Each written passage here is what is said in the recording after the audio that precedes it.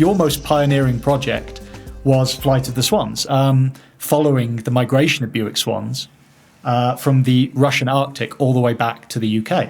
How did that come about? Because I imagine when you first pitched that idea, people must have said, in no simple terms, you're crazy. I pitched it very quietly, though, and behind the scenes, and I had sat on the idea. I sat on the idea for a good few months. It wasn't like I listened to people and heard the problem and was like, "Yeah, how about?" No, I'd sat in a room with a load of different. There's Chantel doing gymnastics behind me. Thank you for delivering cup of tea. You've got tea now. I have got tea. That's important. So I'd sat in a room listening to researchers basically outlining all of the different issues. So there was an action plan for the Bewick Swans, and lots of different researchers had contributed to that, and conservationists. And that had been in existence for a while, but the numbers were still going down. There were different issues in different countries, from illegal shooting to collisions with power lines to disappearing wetlands. There was a really pretty miserable overall story in the population dropping by about half in the last 20 years. So it was all pretty miserable story. And I'd been brought in to look at how we could start to actually engage a bit better with some of the different interest groups. How could we get them all to meetings? And another one of the issues was obviously that with migratory species, if there are different issues in different countries, any country can go, well, it's not worth us doing our bit because everybody else isn't going to do their bit.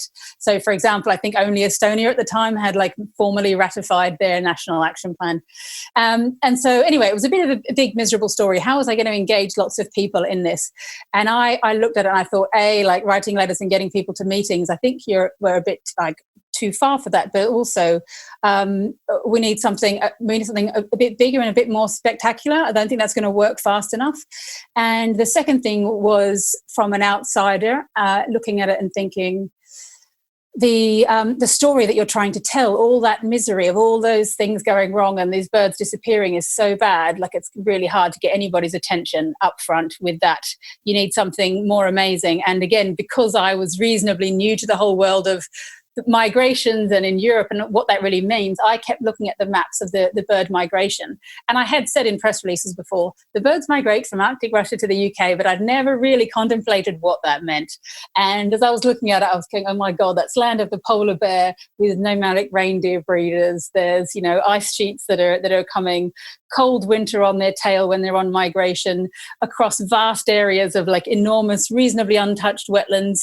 Then there's a dense taiga forest, and on the way they're dodging bullets. And then you get towards Europe, and there's big wind farms, there's power lines to dodge, but there's also castles and stormy seas and the autumn and winter weather. There's a really exciting, dramatic story in there. And how many people think that the swans that are on your local lake in the winter might have done that incredible James Bond of a journey? That is a story that I think you can use to engage a lot of people.